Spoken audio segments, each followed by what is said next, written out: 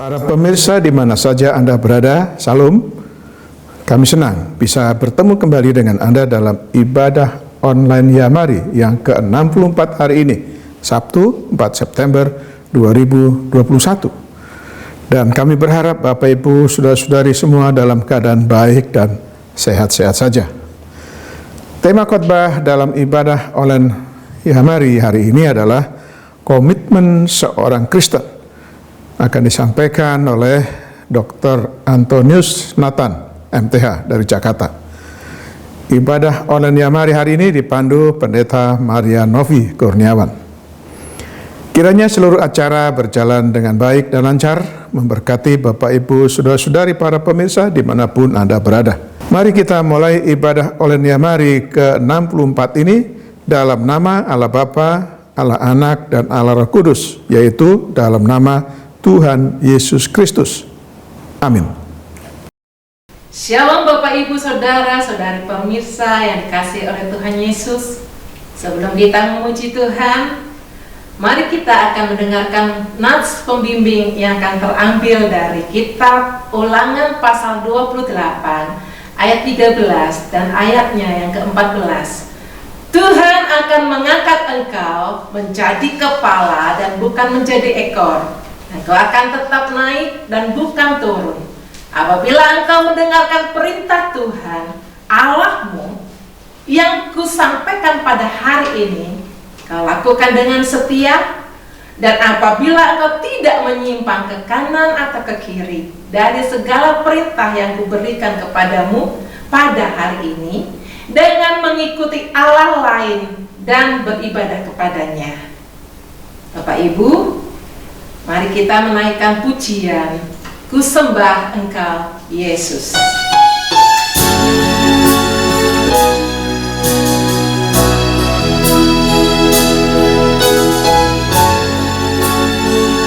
Haleluya. Betapa dahsyat engkau Tuhan. Bersama-sama. Betapa dahsyat engkau Tuhan, pencipta segala yang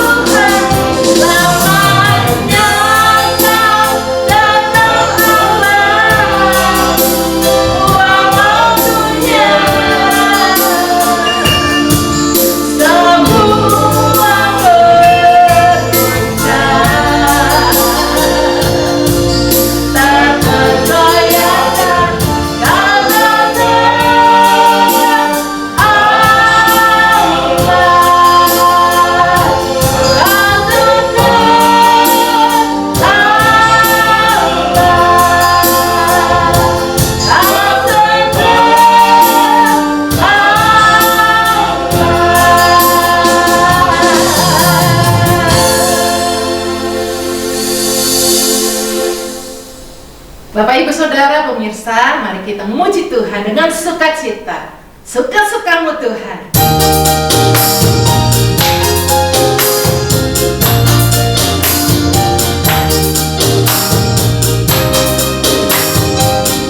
Haleluya, sungguh hidup telah kita peroleh dalam Kristus yang kudus.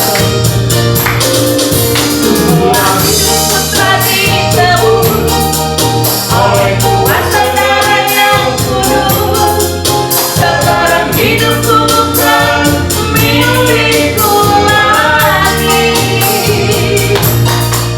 Apa yang Tuhan mau inginkan, apa yang Tuhan mau lakukan, asalkan Tuhan ku senang, mampu relakan, namanya dimuliakan. Suka-sukamu Tuhan, suka-sukamu Tuhan, suka-sukamu Tuhan, suka-sukamu Tuhan, suka-sukamu Tuhan,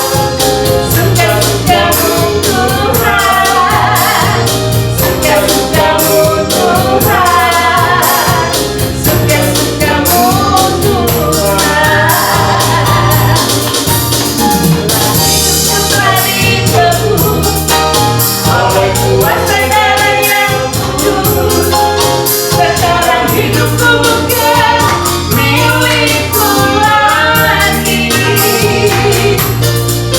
Apa yang Tuhan mau inginkan, apa yang Tuhan mau lakukan, asalkan Tuhan ku senang, semampu relakan, namanya dimuliakan. Sama-sama suka-sukamu Tuhan, suka-sukamu Tuhan, suka-sukamu Tuhan, suka-sukamu Tuhan, suka-sukamu Tuhan, suka-sukamu Tuhan, suka-sukamu Tuhan, suka-sukamu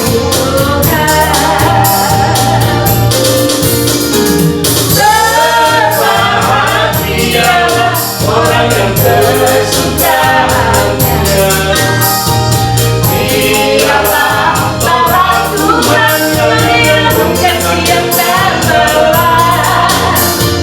Dia seperti pohon yang ditanami di aliran air, yang menghasilkan buahnya pada musimnya, dan yang tidak layu daunnya. Apa saja yang diperbuatnya pasti berhasil, dan yang tidak layu daunnya. Apa saja yang diperbuatnya pasti berhasil. Apa saja yang diperbuatnya pasti berhasil. Apa saja yang diperbuatnya pasti berhasil.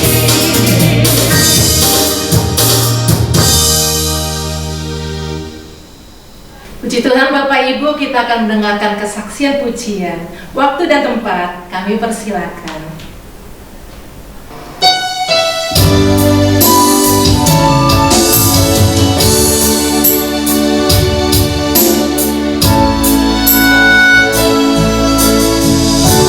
Jalanmu tak terselami oleh setiap hati kami. Namun satu hal ku percaya, ada rencana yang indah. Tiada terduga kasih-Mu, heran dan besar bagiku. Hati telah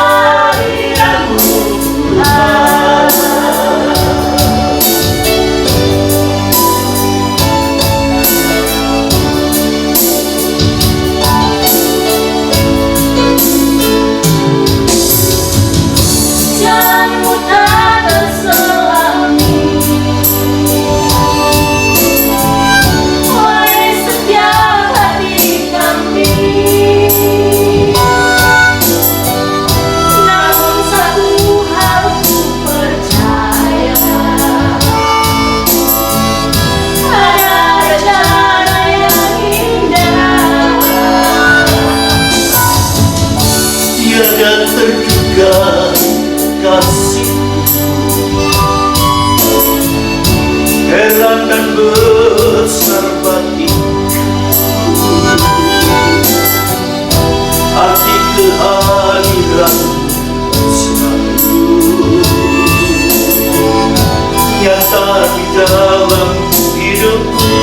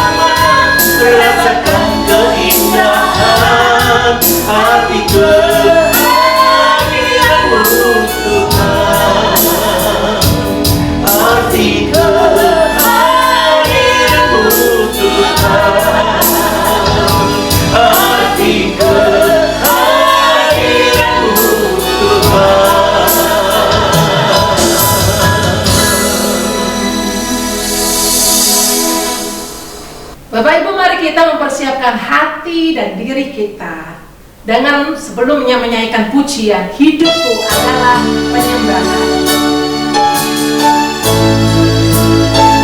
Haleluya. Pujian dan syukurku kubawa padamu ya Tuhan. Haleluya. Pujian dan syukurku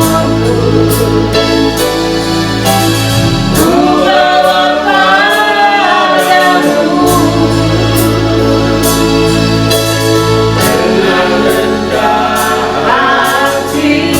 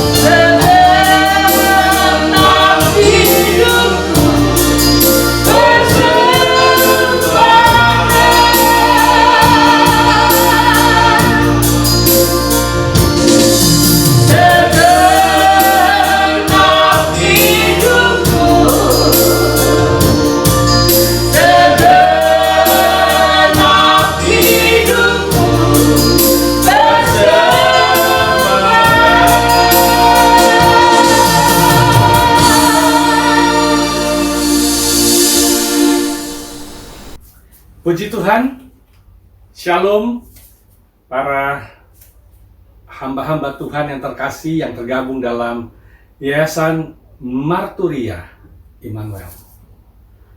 Kiranya hari ini adalah hari yang luar biasa bagi kita sekalian, di mana Tuhan terus memberikan kepada kita kekuatan, kesehatan, dan anugerahnya tetap bersama dengan kita. Kita berdoa Bapak Ibu sebelum memulai firman Tuhan hari ini.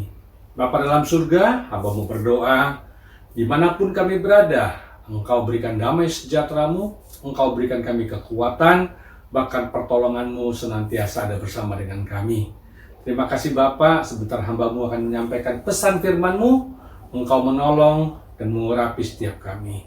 Biar apa yang disampaikan, semuanya untuk memperlebar kerajaan sorga, dan semuanya untuk memperbaiki perilaku kami Tuhan. Terima kasih Bapa, dalam nama Yesus kami serahkan waktu ini. Amin. Nah, Bapak Ibu sekalian, kita tadi sudah mendengarkan puji-pujian, kita sudah menyembah Tuhan. Tuhan ingin membajak hati kita. Dan hari ini, saya, Antonius Nathan, ingin kita berbagi. Saya mendapatkan tema ini dari beberapa saat yang lalu, dan kemudian mencoba untuk Tuhan mau bicara apa kepada teman-teman di Yamari. Nah, Tuhan mengingatkan kepada saya satu kata, yaitu komitmen. Saya mencoba merenungkan apa maksud kata komitmen ini. Komitmen seorang Kristen. Nah, Bapak Ibu sekalian, di dalam Kamus Bahasa Indonesia, komit, ya, pengertiannya di dalam kamus artinya melakukan. Ya, komitmen itu adalah suatu janji atau satu tanggung jawab. Tapi saya juga melihat di kamus yang lain, karena penasaran dengan kata komit. Ya, kata komit ini begitu terus, ya, apakah hanya tanggung jawab? Apakah hanya sekedar janji? Ternyata komitmen ini di dalam kamus besar bahasa Indonesia dikatakan komit atau perjanjian, keterikatan untuk melakukan sesuatu. Kontrak, ya, ada perkumpulan mahasiswa seharusnya mempunyai komitmen terhadap perjuangan reformasi. Nah, kemudian saya membuka kamus di Merriam-Webster. Ya, di kamus Merriam-Webster dikatakan a promise to do or give something, a promise to be loyal to someone or something. Nah, yang menarik yang ketiga adalah the attitude of someone who work very hard to do or support something. Ada pengertian yang lebih luas ternyata. Komitmen itu bukan saja sekedar memberi, bukan saja sekedar setia, tetapi ada perilaku di dalamnya, ada attitude di dalamnya.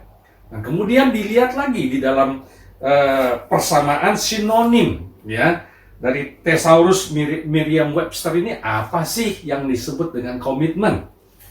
Nah, komitmen itu bicara tentang kepatuhan, keterikatan, kebenaran, keteguhan, kesetiaan, pengabdian, kejujuran, iman, benteng, kesetiaan lagi, kesalehan, ketabahan, dan ada kesetiaan lagi. Sehingga kalau dirangkum, komitmen ini harus dikerjakan dengan tekun, tidak sekedar janji, melainkan bertanggung jawab sebagai suatu sikap atau attitude tadi. Yang di dalamnya, nah ini terbungkus di dalamnya itu ada bermacam-macam. Kejujuran, kepatuhan, keterikatan, kebenaran, keteguhan, kesetiaan, pengabdian, iman, benteng, ketabahan.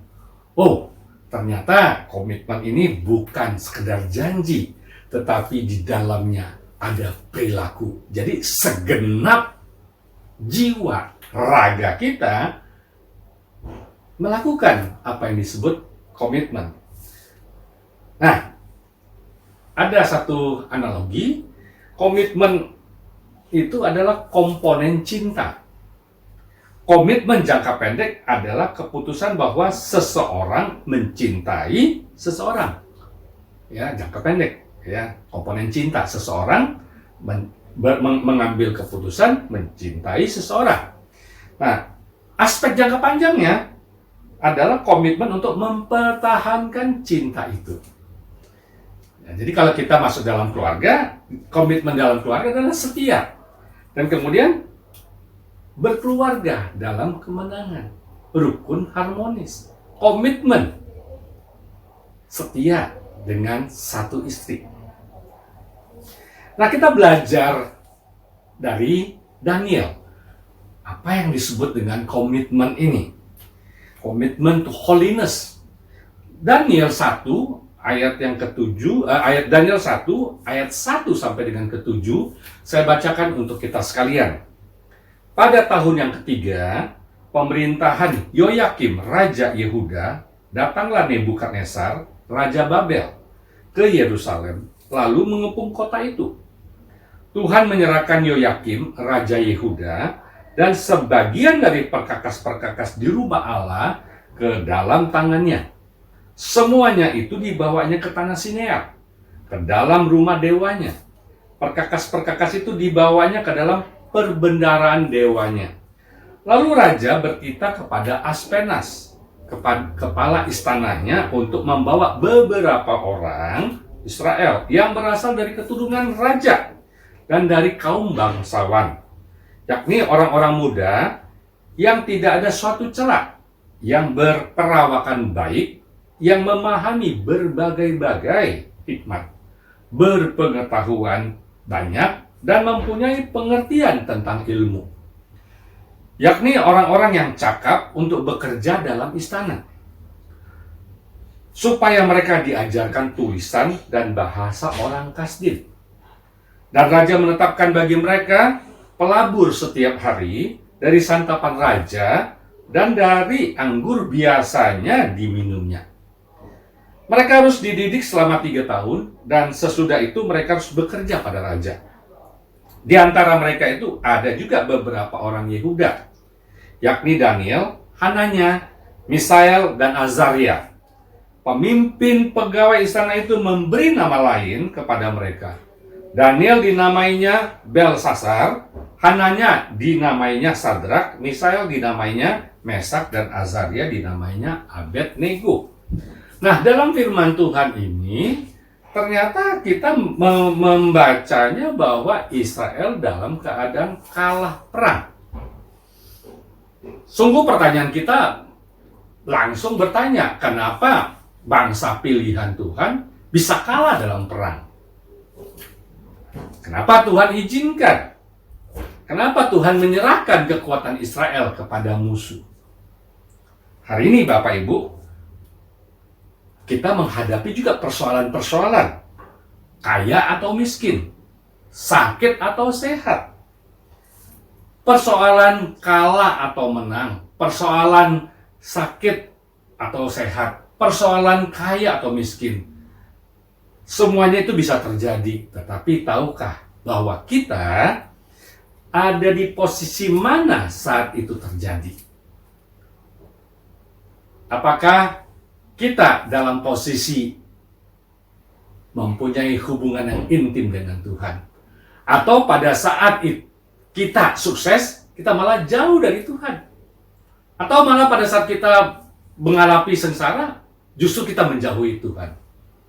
Nah, ini yang menjadi penting kalau kita bicara tentang komitmen, bahwa jatuh bangunnya manusia, kaya atau miskinnya manusia, ada satu komitmen. Kalau kita mencintai Tuhan, tidak peduli persoalan apapun, kita harus tetap bisa berdiri teguh dan tetap beriman dan percaya kepada Dia. Nah, kita lihat bagaimana Daniel memiliki komitmen itu, dan kita belajar Daniel hidup dalam perkenanan kepada Tuhan. Hari ini kita akan melihat beberapa hal yang dilakukan Daniel sebagai orang yang memiliki komitmen. Yang pertama adalah Daniel menjaga dirinya.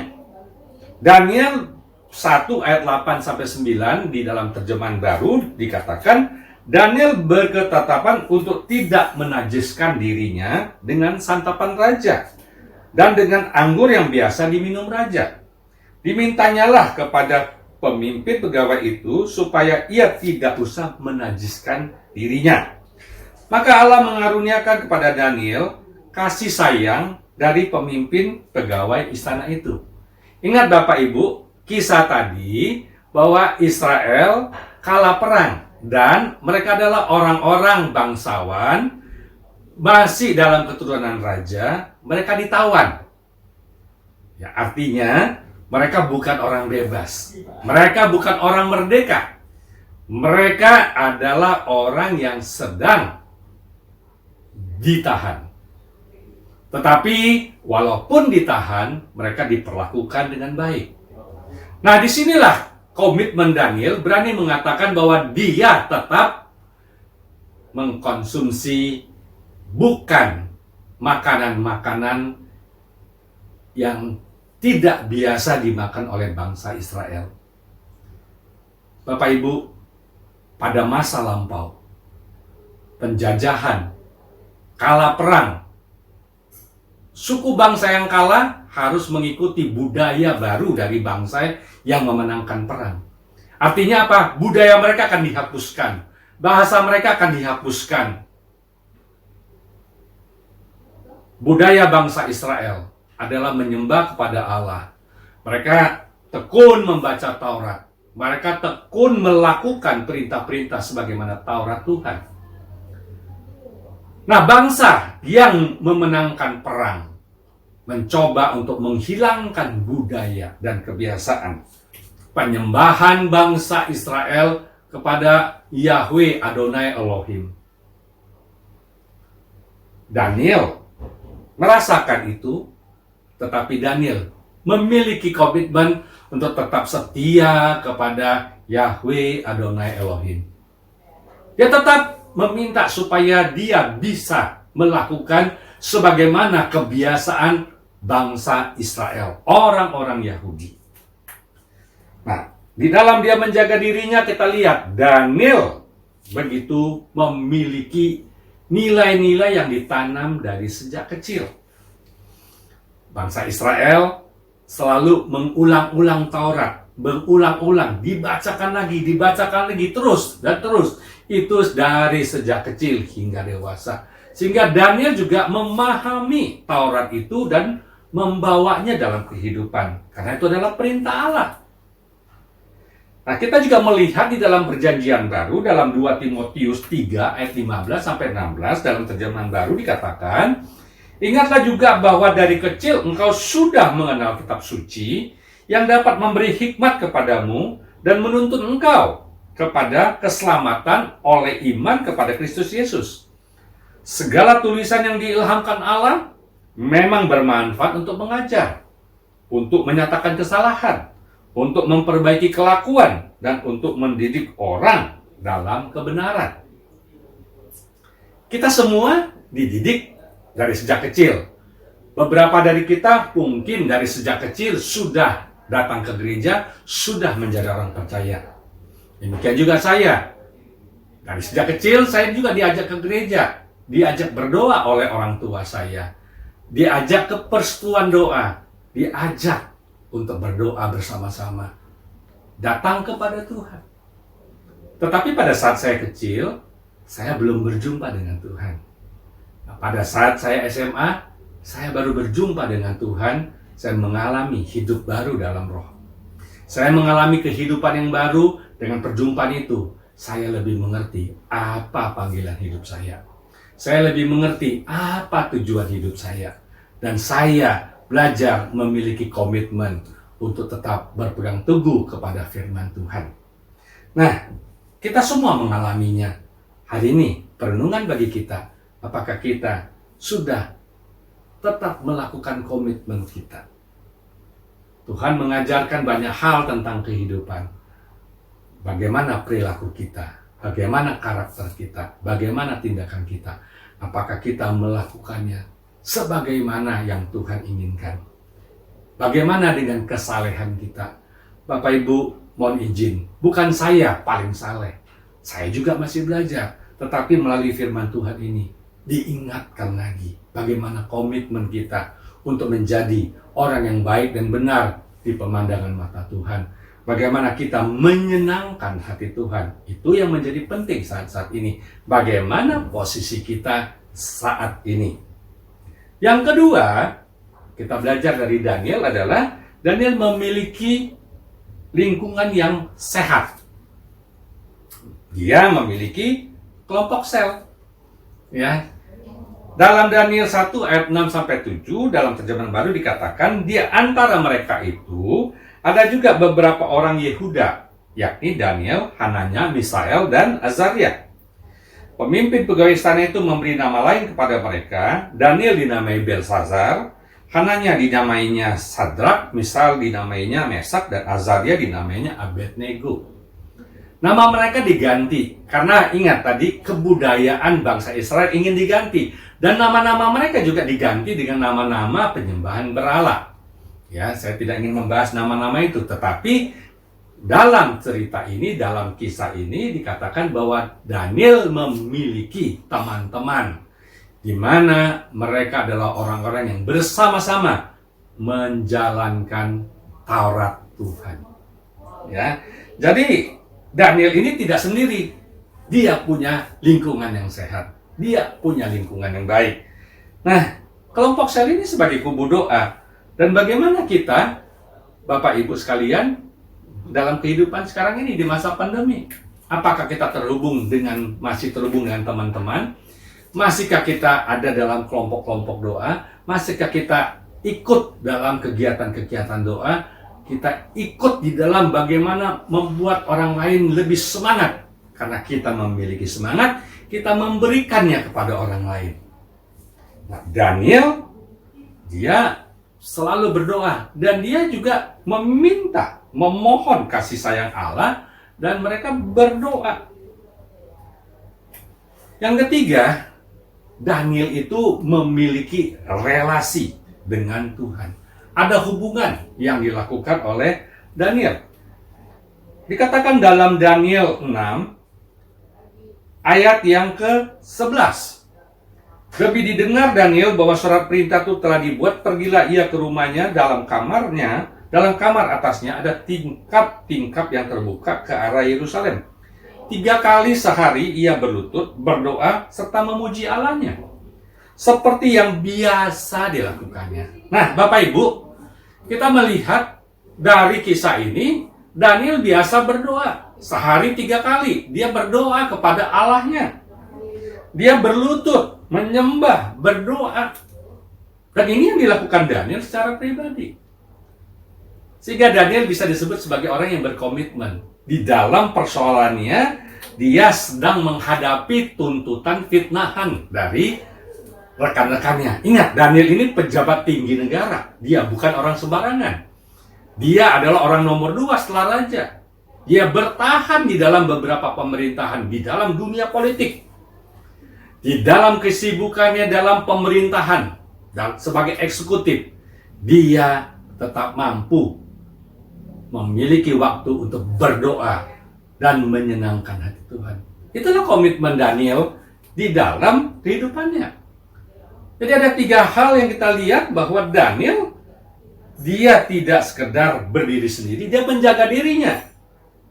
Budaya yang dirubah, dia tetap ada dalam tuntunan jalan Tuhan, ada tetap dalam kebenaran, dan dia meminta belas kasih.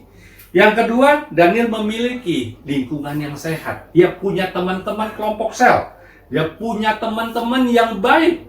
Dia punya teman-teman yang selalu memberikan kekuatan.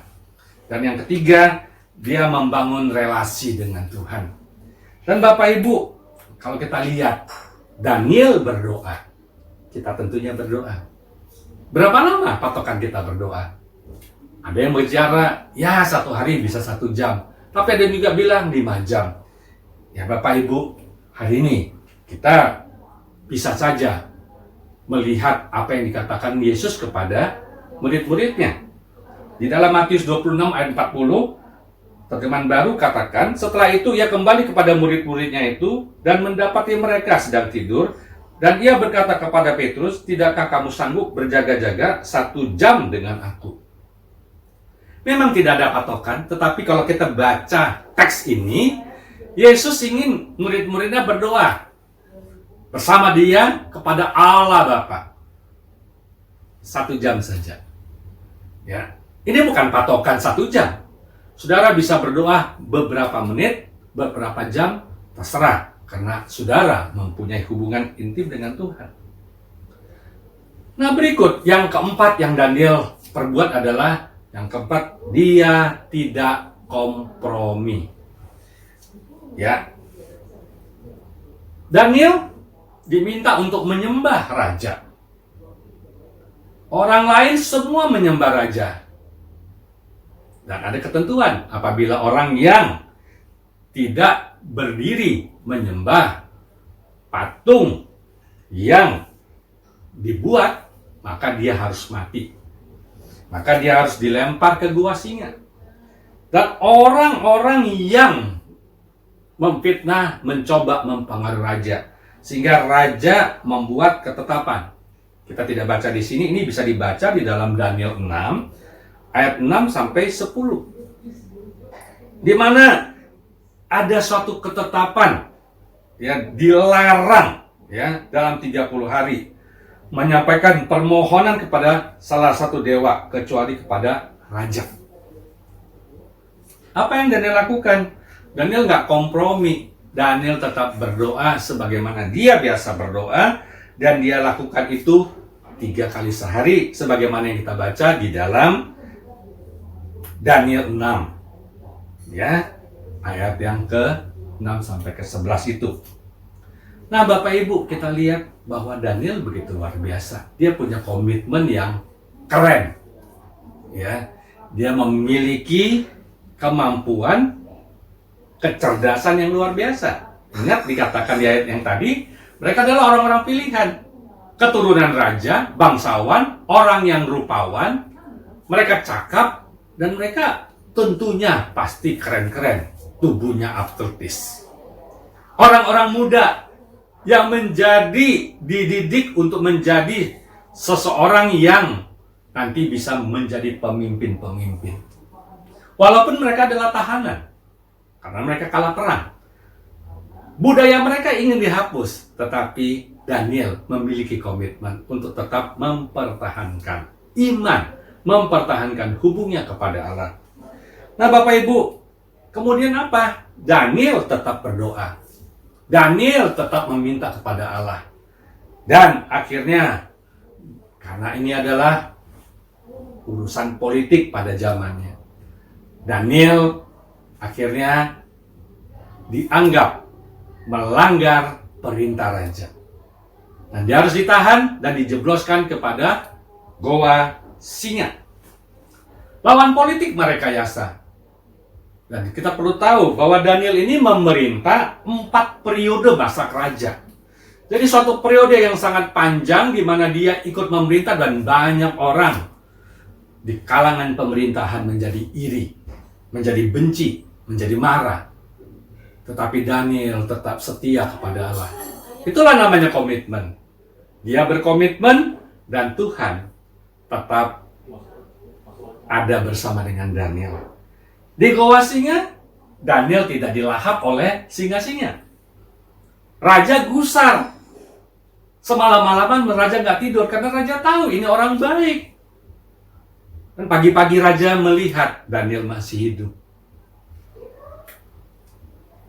Daniel selamat. Raja sangat senang. Dan akhirnya orang-orang yang memfitnah dimasukkan ke dalam gua singa dan mereka dilahap oleh singa-singa. Daniel memiliki kemenangan karena Allah ada bersama dengan dia. Dia setia dengan perkara-perkara yang kecil awalnya. Dan kemudian dia mendapat hal-hal yang lebih besar dan tanggung jawab yang lebih besar itu bisa dilakukan. Karena dia mulai dari hal yang sederhana. Hari ini Bapak Ibu sekalian, dari Yayasan Ya mari, Yayasan Marturia Immanuel. Kembali hari ini kita diingatkan, kita merefleksi diri kita. Bagaimana hal-hal kecil yang Tuhan berikan kepada kita, apakah kita tetap setia? Nah, Tuhan ingin membuat kita kapasitasnya bertambah, level kita meningkat. Kita tidak hidup seperti hari ini terus-menerus sampai kita nanti dipanggil Tuhan. Tuhan ingin kita masuk dalam jenjang-jenjang yang lebih tinggi dan Tuhan mempercayakan kita perkara yang lebih besar. Tapi semuanya dimulai dengan komitmen. Setia kepada Tuhan. Dimulai dengan apa? Setia kepada diri sendiri. Bagaimana kita membuat jam-jam doa kita, jam-jam membaca firman, kumpulan-kumpulan.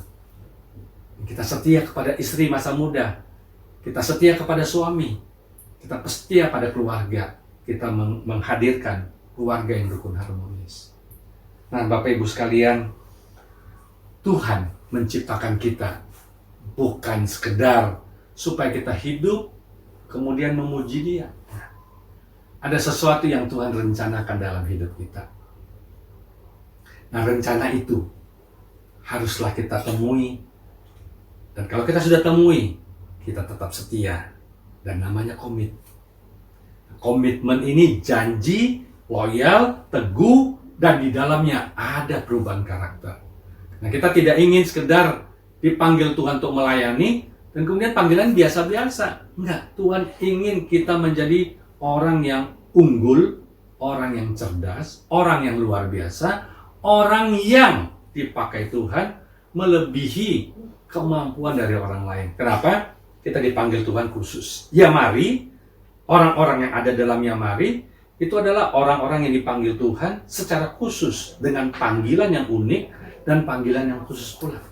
Dan untuk itu Tuhan membekali. Paulus katakan bahwa kita diperlengkapi dengan segala perbuatan baik. Kita orang-orang Kristen diperlengkapi dengan karunia-karunia rohani. Nah, itu semua mari kita raih. Dan kita berjalan bersama Tuhan. Dan kita komit untuk melakukannya. Banyak sekali persoalan, tantangan, hambatan, rintangan. Tapi bagaimana kita mau melakukannya? Kita bisa menang karena kita belajar dari apa yang terjadi di kisah Daniel tadi. Berbagai persoalan. Mulai dari makanan. Berani mengatakan tidak kepada makanan yang membuat tubuh kita sakit. Berani katakan tidak atas kehilangan kenyamanan. Berani katakan tidak atas dosa. Nah, Bapak Ibu, itulah komitmen-komitmen yang sederhana yang hari ini sama-sama kita renungkan supaya kita tetap menyenangkan hati Tuhan. Kiranya Tuhan Yesus memberkati kita. Mari kita berdoa. Bapa dalam surga, hamba-Mu selesai berbicara dan membawakan pesan firman-Mu. Mari Tuhan, Engkau sendiri hadir di tengah-tengah kami, memberikan pengertian dan pembaruan dalam pemikiran kami. Dan Engkau menolong kami Tuhan, supaya hati kami tetap terpaut kepadamu, pikiran kami tetap ada bersamamu Tuhan, dan kehidupan kami boleh kami lakukan berjalan bersamamu Tuhan. Biarlah Engkau yang menyatakan kasih-Mu, dan kami terus bisa berjumpa dengan Engkau. Dan damai sejahtera-Mu menyertai kami. Berkati Yamari, berkati semua yang terlibat dalam pelayanan penginjilan. Biarlah Tuhan kasih-Mu berlimpah-limpah. Dan setiap kami Tuhan selalu mendapatkan pembaharuan, selalu mendapatkan pertolongan-Mu, selalu mendapatkan yang luar biasa. Terima kasih Bapa. Di dalam nama Yesus kami berdoa dan memberkati Yamari ini. Dalam nama Yesus. Amin. Terima kasih Bapak Ibu sekalian. Tuhan Yesus memberkati. Para pemirsa, baru saja kita mendengarkan firman Tuhan dengan tema komitmen seorang Kristen yang disampaikan oleh Dr. Antonius Nathan MTH dari Jakarta. Beliau adalah Wakil Ketua STT Let's Jakarta dan staf khusus Ketua Umum Pengurus Pusat Persekutuan gereja-gereja dan lembaga-lembaga Injil Indonesia. Kiranya apa yang telah disampaikan memberkati kita semua. Terima kasih kepada hambanya, Bapak Dr. Antonius Nathan, atas pelayanannya. Tuhan Yesus memberkati. Ibadah online Yamari berikutnya yang ke-65 hari Sabtu 11 September 2021, firman Tuhan akan dilayani oleh Pendeta Dr. Hana Trianti Budi dari Jakarta. Mohon doanya agar pelayanan ibadah online Yamari ke-65 nanti menjadi berkat dan membawa kemuliaan bagi nama Tuhan. Tiba saatnya bagi Bapak Ibu, saudara-saudari diberikan kesempatan untuk memberikan atau mengambil bagian dalam pelayanan misi Yamari dengan memberikan persembahan. Silakan mentransfer ke rekening BCA dengan nomor 39100-33700 atas nama Yayasan Marturia Immanuel. Terima kasih atas dukungannya, Tuhan Yesus memberkati. Para pemirsa, dampak dari PPKM saat ini telah terjadi penurunan jumlah orang yang terpapar COVID-19, khususnya di DKI Jakarta. Meskipun masih ada yang baru terpapar di beberapa wilayah di Indonesia ini. Kita doakan mereka yang masih dirawat di rumah sakit maupun yang masih isolasi mandiri agar segera dipulihkan kesehatannya. Kita juga doakan bagi mereka yang berada di garis depan dalam penanganan COVID-19 ini, yaitu para dokter, para perawat, petugas administrasi, dan tenaga medis lainnya. Kiranya Tuhan melindungi dan memberkati mereka. Melalui kesempatan ini saya menghimbau Bapak Ibu saudara-saudari supaya jangan abai dengan protokol kesehatan dan tetaplah waspada untuk melindungi diri sendiri, keluarga maupun orang lain. Karena itu selalu lakukan 3M, memakai masker, mencuci tangan, menjaga jarak aman dengan orang lain. Selain itu yang belum vaksinasi, silakan segera ikut vaksinasi di daerah Anda masing-masing. Bagi Bapak Ibu Saudari yang membutuhkan dukungan doa, silakan menghubungi kami pada jam kerja dengan nomor telepon 021 4585 5697 atau dengan WA 0877 8488 8642. Terima kasih atas perhatiannya. Tuhan Yesus memberkati.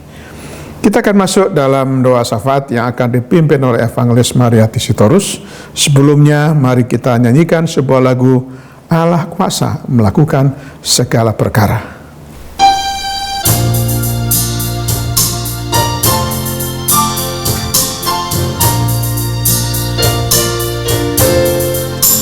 Allah kuasa melakukan segala perkara.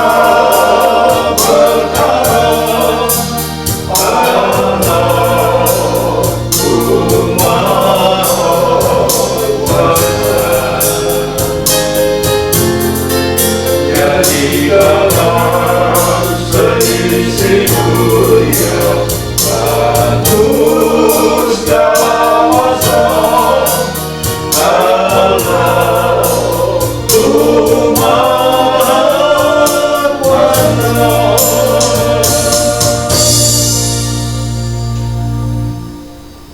Bapak Ibu, saat ini kita akan masuk dalam doa-doa syafaat kita dan kita berdoa bersama.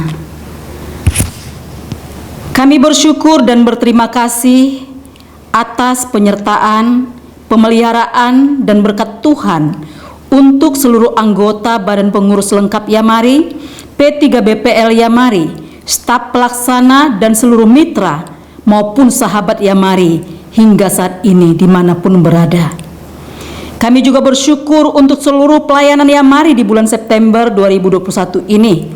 Bersyukur atas pimpinan Roh Kudus kepada Bapak Evangelis Michael Bambang Suwono, Ibu Pendeta Maria Novi, Bapak Agus Huwai, Bapak Junus Bandar dalam ibadah online Yamari ke-64 ini.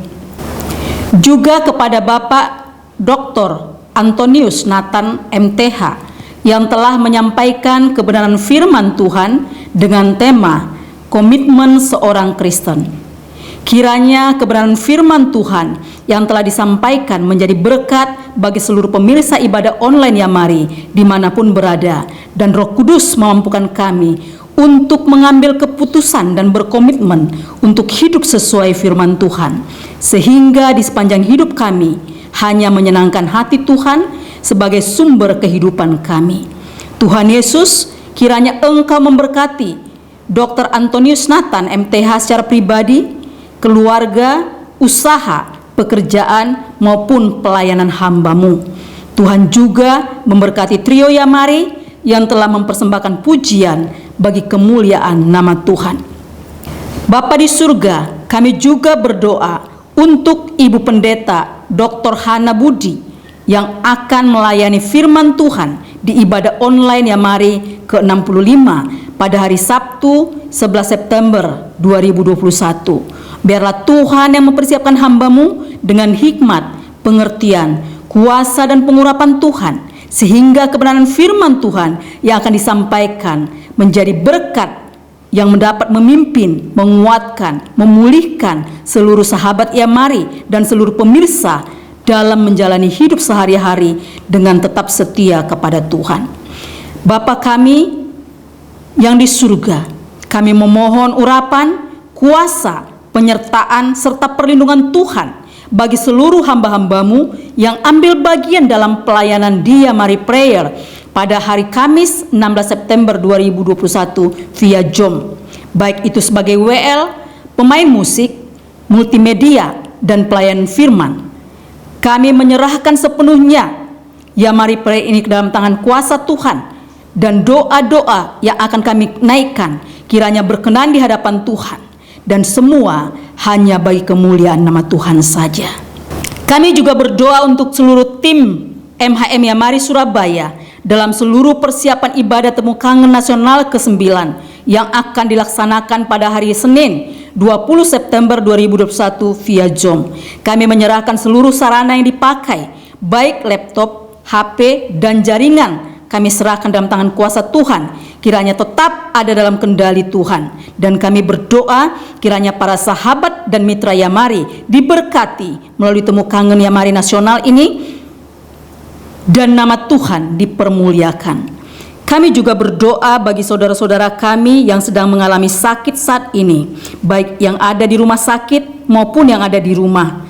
Apapun yang saudara-saudara kami alami saat ini, kami berdoa, kami sehati dalam nama Tuhan Yesus.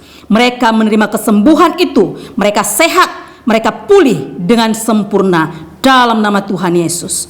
Juga bagi saudara-saudara kami yang saat ini sedang lemah, Tuhan kuatkan. Yang susah Tuhan hiburkan, dan yang membutuhkan pertolongan, Tuhan berikan pertolongan bagi mereka dalam nama Tuhan Yesus.